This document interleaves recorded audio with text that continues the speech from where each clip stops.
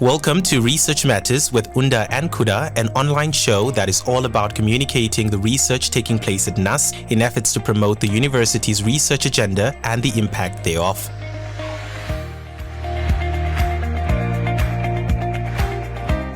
Right, it is exactly 11:15, and that means it's time for Research Matters right here on NUST FM with Unda and Kuda. And this morning we have an amazing guest who I'm familiar with but haven't really interacted with much, but I have the opportunity to do that this morning. Kuda, would you be so lovely as to introduce our guest for this morning? As always, thank you so much, Unda. Today in studio we have Prof. Haileleul Zeleke Woldemariam.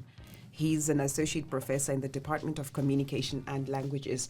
Now I'm going to brag a little bit as to why I can pronounce that name without even fluffing at all. It's because Prof was actually my lecturer back in the day, and he's just about to confirm how much of a good student I was. Yeah, she was my student for research. Did she pay you to say that? Yes, He's just telling the truth. He said you paid him, Kuda. Yes. She was also class rep.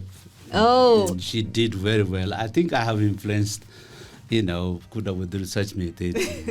That's great. I received that and I accept with the that. research communication and all the science communication, research methods and all that. I think so. No, great. We're very excited to have you here, Prof. Thank now, you. if we can just step back a little bit. What were you like as a child, and how did it shape the person you are today? Good morning, and thank you, Kuda and Unda, for having me in this enchanting, interesting studio this morning. Well, I'm part of the Namibian fauna and flora. I'm part of the vegetation here. I don't know why you want to know about my childhood. We do. We have to go all the way back. Okay, thank you. Well, I was the last. I'm the last born in the family of four, and then. When I was 4 years old, my father thought that I would become a very good priest, and sent me to a nearby church school. I was very inquisitive and then hard-working kind of learner, and then my father thought that I'll become a very good priest. I would challenge the priest with serious questions like. In the churchyard, we had a kind of graveyard, and I would ask why people are buried here. Yeah.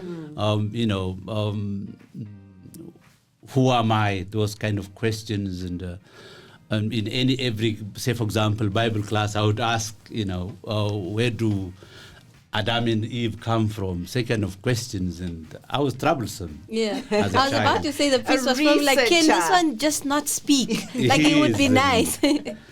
I think I stayed there for a couple of years, and then the priest thought my father should send me to a nearby government school. So, it means that I was chased out of that church school. Imagine. And then joined the primary school. I've really enjoyed biology, and then, growing up, I think my biology teachers influenced me. And then I had very interesting lessons on Darwinism, say, for example, the evolution theory and all that. And then it's all offered in local languages, Amharic, the national language of Ethiopia. I was born in Ethiopia, by the way. So I would question the difference between creation and evolution and all that. And then questions like in the survival of the fittest, and to be strong, to survive, in all that. So I think at that age, my biology teachers influenced me to be, the strongest, number one, like the American dream, that you're always number one and you have to struggle and all that. Yeah. So I think that's in my childhood in brief. How did you get to this career field that you're in now? If we just fast forward a little bit and come to, say, when you started and embarked in your career, how did we get to linguistics? Kuda, that's a very, challenging question. Okay, yes. Joining linguistics, I think, is a kind of coincidence. I joined the university in Ethiopia, named Addis Ababa University, to study linguistics and literature. in my second year, it was very difficult to understand Shakespeare's poetry, and then, the short stories of Anton Chekhov, Emily Bronte's novels, Wuthering Heights. And then I really enjoyed African literature, reading, say, for example, Wole Soyinka's The Inheritors, The Road, and all that.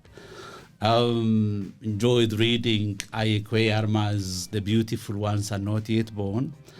For an assignment, a professor, asked me to interpret a poem by, Robert Frost, The Road. And then it was a kind of presentation.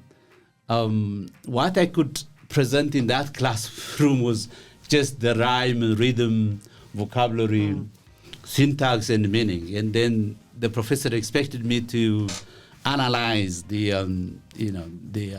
artistic feature of the poem. I couldn't do it. And then that was a kind of, frustrating class.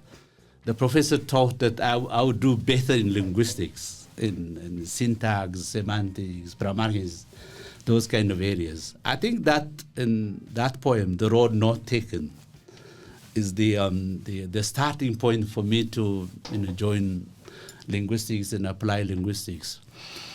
I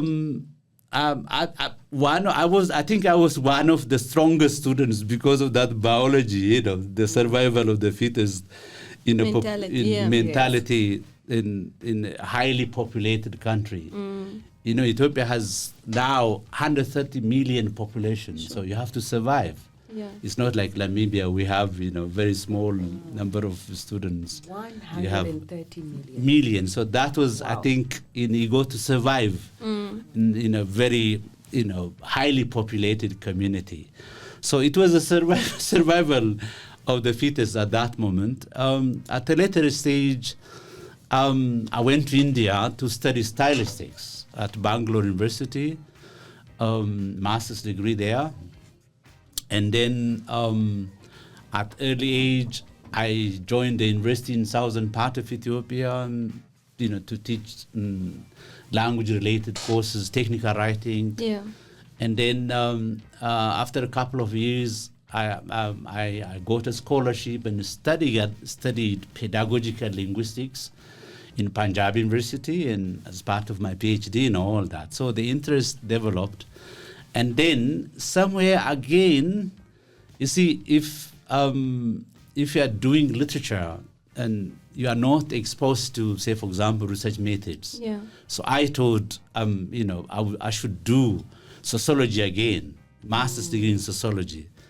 And then somewhere that was not even enough, decided to do a kind of diploma course in research methods somewhere in Germany. Yeah. So I sat down somewhere in different universities nearly for 14 or 16 years, full time, by the way. Sure.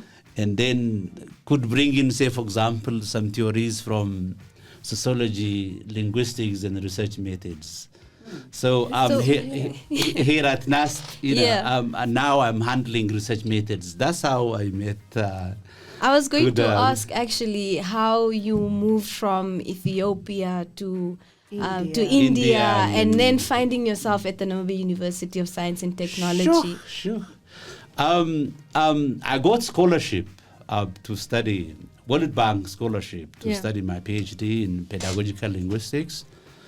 And then Government of India scholarship to do my master's degree. And then I went back to Ethiopia and assumed different duties. I was a dean, was vice chancellor for research and postgraduate studies for 14 years in a university. And then somewhere I had some political challenges in the country and decided to look for opportunities here and there. Okay. And then I ended up with a vacancy announcement some 10 years ago. And exactly 10 years ago in July, I ended up in hotel school. Oh, wow. And then I've been enjoying Namibia, wonderful country, wonderful people, and the best university in the world. By the way, best students. And now he's a full-on custodian. Oh, Yes, and then a you see, decade, my goodness. a decade ago, and then that time I was given this task of developing some master's program. Yeah. Masters in applied linguistics, masters in communication studies. Maybe then I can come in there, Prof, quickly. Yes. What would you then say? Why is it so important to have applied linguistics as a field of study? What's the importance of that? Well, you see, applied linguistics is the basis for language teaching in general, and then describing languages in specifically. Yeah. So let me briefly explain linguistics in general. I think that would be a very good idea. Yes. For me, linguistics is a comprehensive, systemic, and objective study of language. What does this systemic mean? Systemic for us means that there are systems, there are procedures, methods, which we assume are scientific, you understand? So the duty of a linguist is to describe language. So what are we doing now in linguistics? We train teachers, language teachers in general. We also conduct research, say for example, research related to endangered languages, research into language policy, say for example, language acquisition, in all that. So that's what we do. So linguistics is relevant because of these issues. We are teacher trainers, language teachers, research, language policy in all forms. So that's why linguistics is relevant and important. This just actually brought something to mind Okay. when you mentioned endangered languages, because I think a lot of we hear about this so much. Yeah. Languages that are dying out because the world, as much as globalization is great, Okay. a lot of people are taking up English more, their own languages. Where do you think we're headed in terms of our indigenous languages? Where can we do better? And perhaps maybe another question, if I can just jump in there. For instance, in my language, if you ask me, and things are changing so much, especially with technological advancements, if you ask me what a USB stick is in my language, we don't have that word. Whose responsibility is it to come up with a word? Random question, I know, but yeah. Well, that's a complex question, Kuda. 4 or 5 years ago, we conducted a kind of study in Namibia, supported by the UN, and we got very good money to study endangered languages in Namibia. We identified some sign languages in Namibia because we have some 7 sign languages, and people think that sign languages are one and the same. So from the San community. Is San community, and then what is shared by the San people is just the click sound. They are not dialects; they are languages. They are not mutually intelligible. So we selected Kung. That's not the San way of pronouncing Kung, but there is a click sound, as spoken in the Mahake region, areas like Corridor 17, if you know, Amenius areas, Aranos, and those areas, and collected the stories of the San people, the folk songs, folk dance, and all that. And then conducted a survey and finally found out that the San languages are endangered in Namibia. What does endangered mean? Endangered means that parents do not talk to their children in their own language. Its media presence is negligible, so you don't have written material. It's not written. It's not being passed on. It's passed on from generation to generation. All that. So the number of speakers are negligible.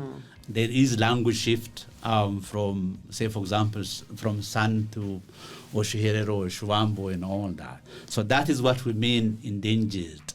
we make a distinction between marginalized and endangered. San people are endangered because the number of San people speaking, their language has declined. So at a certain point in the future, there will be no one to speak that language. So that's what we mean endangered. Marginalized is different. We studied another one in Katima, areas like Lubuta, Sibinda areas, deep Zambezi region, and studied Chifwe, one of the Bantu languages. Yes. And then because the number of speakers is very high, you can't call that languages endangered. It's marginalized. Marginalized politically, economically. It's not part of the mainstream. So other dominant languages, like Silozi, are used as medium of instructions, official language.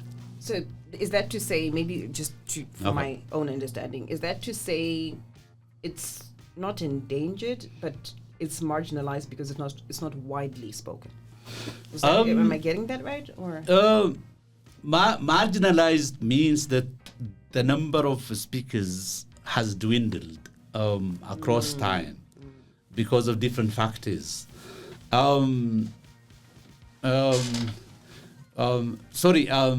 Endangered means that the number of speakers has reduced. Marginalized means that there are other dominant languages. Okay. Let me give you another example. I don't know whether you might have heard of Oludimba, spoken in Ruakana area. Disclaim, I've only heard of it because I was reading up on you. That's how I know. Oludimba, let me briefly explain Oludimba. Oludimba is, we have a debate about whether Oludimba is a dialect or language, because many of its lexical structures are borrowed from Oshivambo and then Oshiherero. And then spoken by a large group of people, So the culture is like the Oshiherero culture, because many of the words are taken from Oshiherero. Words and syntactic structures are almost similar.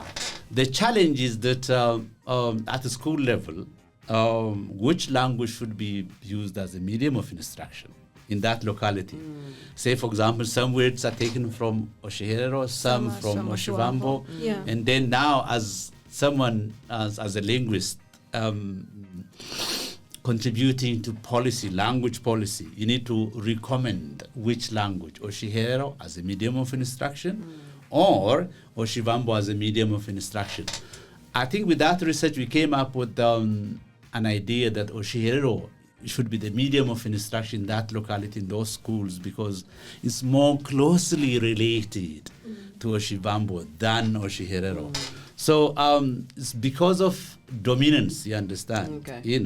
The language could be marginalized. So that's what we mean, marginalized because of dominant, politically dominant languages and speakers, economically dominant, speakers and users of that language. So I hope I made the difference between marginalized and endangered. Yeah. Okay. Now I can see Unda's looking at the time. No, I actually had one question before we go for a musical breather and come back. Okay. I was going to ask if you've seen a recline or decline rather in just applications to study linguistics, as someone in the professional, is there more of an increase? Are people running towards, this field of study? And I think from your point of view. If I can even just add on to that, if I may, Unda, to say on top of that, the reason why that is actually a very valid question is because we, not only just by virtue of being NUST, but just society in general, you keep hearing hard sciences are the way forward. And sometimes the more softer sciences, if I can put it that way, are somewhat neglected. We're focusing on the hard. What's your take? Are the numbers going up? What can we do better? Why is this important? Well, in Namibian, let's take a Namibian context, especially at NUST. English in Namibia is used as a second language for many, isn't it? Yeah. Especially in the major cities. So that's number one. Number two, the demand for language teachers, especially English language teachers, has increased over time. So many of our graduates, many of them are teachers all over Namibia, because the kind of courses that we have at NUST, for example, courses like morphology, introduction to phonetics, syntax, semantics, and pragmatics. These are linguistic courses. And then you need to have that firm, linguistic background to be a very good teacher. So I think because of that, the number of our intake at master's level has increased over time. So the demand is there. And secondly, because very good linguistic background is needed to be a journalist, say, for example, in areas of mass communication, media, and then some of our students are editors. And one of my PhD candidate works for the president's office as a research officer and a speech writer. Some of them are public relation officers. So the demand is very high for applied linguistics in Namibia. That's what I observe. With other disciplines, that Kuda's question is a very hard one, because that mathematics and then science has been a challenging, kind of discipline over years, isn't it? And then it's not just the disciplines challenging, but job opportunities are dwindling, isn't it? So I would definitely say, for example, if he asked me to send my daughter either to a science school or linguistic school, I would send linguistics, because there is more job opportunity now. So we're not being biased. That's just how you feel. That's how I feel. So like it's because of demand. And then the other good thing is that in Namibia, because of circumstances, many Namibians speak very good English, by the way. The spoken part is well spoken, is well understood here in Namibia. Compared to the written part. I don't have problems communicating with my students in class. They do wonderful presentation. The challenge is with writing, and many do not read. That's the problem. It's a second language here in Namibia. Say, for example, in my country, it's a foreign language. It's not spoken at all. Any taxi driver can, greet me in a very good, British English. How are you, sir? What's up? All that. Thank you. All right, I think we'll take a break at this juncture. But maybe, Prof, before we head on that musical break, I see you selected a song titled Othewa. Is there a specific reason why you didn't choose, for example, an Ethiopian song, but rather a Shiherero one? I had, I think, wonderful memories with this song. Whenever I traveled, say, for example, to Ruakana, say, for example, to study Oludimba community. We also started studying Oshiherero, and I often listened, this song, and I often remember the field and then the kindliness of the people and all that. So I don't know the exact meaning of each line, but I feel that these people are very kind, and I really enjoyed this one. All right, I'll have the listeners take a listen. Do stick and stay. Welcome back. If you've just joined us, you are listening to Unda and Kuda live right here on NUST FM. And in studio today, we have Prof.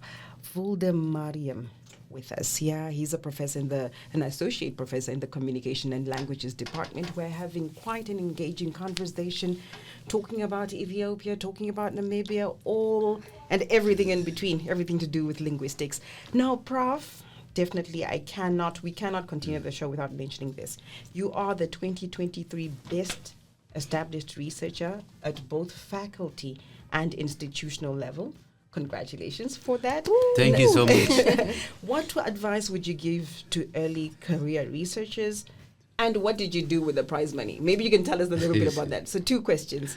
What advice to early career researchers, and maybe a little bit about what you did with the prize money, because we know there was a prize. Yes, I was the luckiest person to get that prestigious award last year. For me, it was a kind of Nobel Prize to receive the prize. At university level, previously I got a prize at faculty level, I think twice. But last year it was really great. I got good money, something like 60,000 Namibian rand. If you ask me about what happened to the money, that sounds weird. I know it's a weird question, but yeah. It's not a weird. It's a very good question. Yes. Kuda. Not all of it. You don't have to tell us all of it, but just, Okay. yeah. At NUST, I supervised 50 master students in the last 10 years. 5-0. 5-0. I selected randomly, I'm a researcher, and I randomly selected 15 graduates of the linguistic group, my supervisees. And then we had discussions in a kind of article writing training and all that. Initially, I raised this one with Kuda. Kuda might have forgotten. Kuda, can I facilitate article writing workshop for staff and students? She had another plan, and they had that training. But I selected 15 out of 15, 5-0, and then trained all of them, and then promised them that everyone will get 3,000 from my award. Oh, wow. Yeah, so that was a kind of promise. And then now the university... Talk about... we need a moment for that. Yeah. Talk about paying it forward, hey? To say, look, I got this and everything, but I'm not going to just have it alone. I'm going to pay it forward and help others. Yes, that was a kind of agreement I made. It is very profound. I would like to thank you for that. Because the university dedicated something like 46,500. And then I asked every student, okay, guys, we have this money, 46,500. I can ask my dean to dedicate 3,000 to each student only if you publish articles in a reputable journal. Oh, wow. You understand what the meaning of reputable? Terms and conditions apply. And then in a reputable, peer-reviewed, blind-reviewed kind of journals, and follow those strict procedures. 10 of them managed to submit to these articles, and I told them not to submit article to a departmental journal. We have a departmental journal, not even a Namibian journal. Yeah. It should be either European, highly respected journals, or African or American, whichever. But I'll be there to assist you with revising the article, fine-tuning the article. We succeeded with many of them. 6 of them received encouraging feedback. Yeah. So my plan now, end of this year, is to publish all 15 articles. And I even wrote a letter of motivation to my dean that this money should be dedicated, my award money should be dedicated to my supervisees. So that's a kind of achievement. So everyone will get 3,000. Okay, let me go back to Kuda's question. Well, I think to be to receive this award or to continue as established researcher at NUST, the best thing to do is to publish, isn't it? Yeah. Previously, we used to say publish or perish. Now it has changed, publish to survive, you understand, in academic context. From where? From your master's thesis, from your PhD thesis, jointly with the senior professors and all that. So that's the number one area. Publication of articles in reputable journals. That's the number one thing. The other thing is supervision. Because now we reached that status. I joined Polytechnic 14 years ago, and then it was a college, isn't it? Yeah. Now we are at university level, and we have masters and PhD. So joint publication, joint supervision, conferences, because NUST has all platform, faculty research days, university research days, and not just at NUST, in UNAM, in all that. Yeah. And then the other thing is that we have our own journals, by the way, at NUST. Now a Journal of Language and Communication, TVS Journal, Journal of Logistics and Communication is coming up in our faculty. Yeah. And then at UNAM you have a couple of journals also. I think that's it. And then I also proposed last week to our top management that we can have more in Namibian-based, NUST-based journals, so that established researchers could publish in NUST kind of based journals. So all these could contribute, for your academic publications and all that, joint publishing, supervision, attending conferences and all that. Yeah. My two takeaways from that, actually, if I just can quickly have my two takeaways. Definitely, you must pay it forward. Yes. That's how the gifts, there's more happiness in giving than the receiving, as they say, right?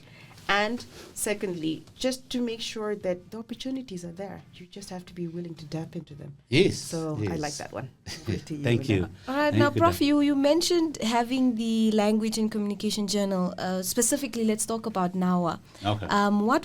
What is it specifically about, and what is your contribution towards it?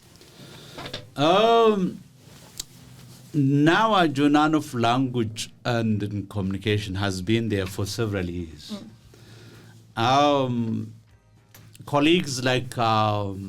Jeros Kangira started the journal 17 years ago. So I acknowledge Prof. Kangira for that. He inaugurated the journal in 2007, so it has been there for nearly 17 years. Oh, wow. Since 2014, I have been working for Nawajin as his editor-in-chief, sometimes as a member of the journal. Now it's fully online, by the way. We published 3 volumes already online. And then we had several meetings to accredit the journal. And then and enjoying, say, for example, OJ's accreditation, and then what was the other one? Is copies, Web of Science. So we are working very hard to accredit the journal. Yeah. It publishes empirical research in applied linguistics. Contributors are everywhere. Some local research, researchers from all over Africa. We receive articles, and then we follow blind peer review process strictly. It's not a predatory journal. It's a blind peer reviewed journal. So it's going to be accredited very soon. So I'm lucky to be its editor-in-chief at the moment. You keep picking up this accolades. I'm just like, when do we stop clapping? I love the way it's so humbling. Yeah. Oh, I'm the editor. And then possibly I'm influencing others, by the way. Yeah. An influencer. Yes, influencing, say, for Academic example, the other journals in my faculty. I somehow assisted, say, for example, colleagues like Prof. Kufein to start TV Journal. They published the first volume now. We have another one promoted by Prof. Asa, Journal of Logistics and Management Sciences. So I'm influencing colleagues. And last week even I submitted this proposal to the VC Research and then asked him, can we have more journals, say, for example, say, for example, at the Faculty of Computing, Engineering, say, for example, can you have, journals in each faculty, at least a couple of journals here? So I'm an influencer this way or the other way, or an activist. Academic influencer. Yeah, we like gonna dub you. We like the influencer one in comparison to activist. Yes. Okay. We'll just call you the academic influencer. Okay.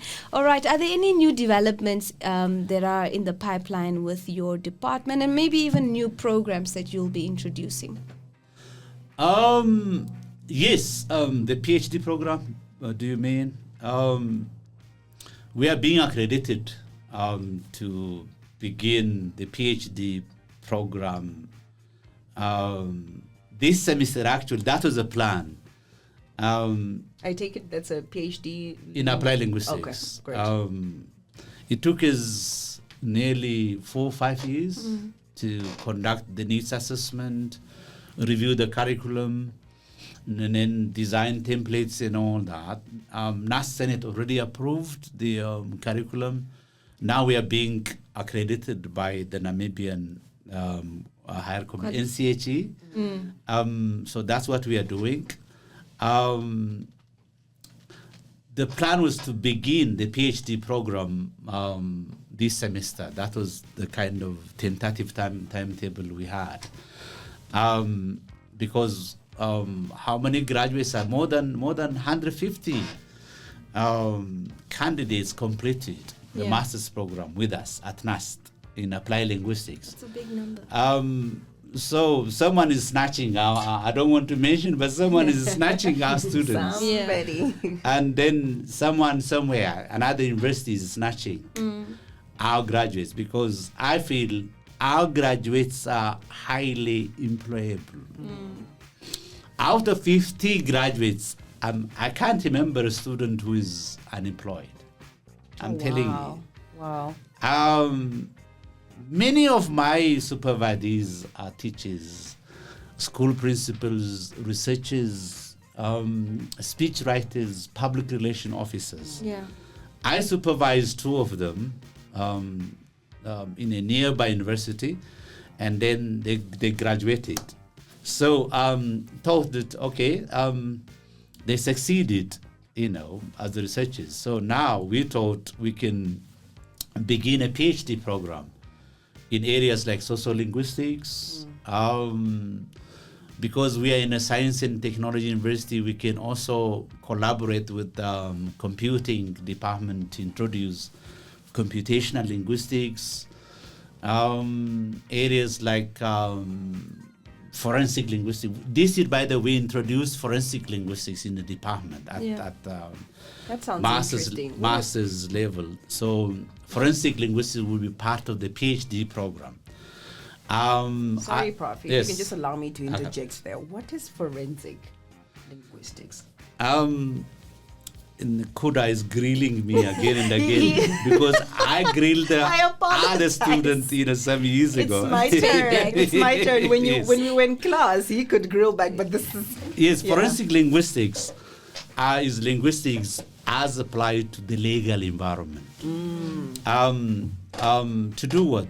We identify, research is conducted because there are questions or there are problems, isn't it? Yeah. So what are those problems in the legal environment? Bullying, defaming, say, for example. What else? Many of them, cybercrime, phishing, say, for example. We collect also suicide notes. You can write a suicide note, isn't it? And then the police investigator wants a linguist to study the suicide note to find out who really wrote that suicide note. So we study the word, sentences, the structures, the style, your handwriting, and then we profile. Was it written by Kuda or not? Say kind of study. That is forensic linguistics. And then we have bullying at different level, or defaming a politician or highly recognized personalities who wrote, those defamatory messages and all that. So we do a kind of profiling studies, the person's age, the person's education background, gender, religion, say for example, by just looking at the script, the written text. So that is forensic linguistics. As applied to the legal environment. We introduced that at master's level already, and then we are going to, make it part of the PhD. Scholarship.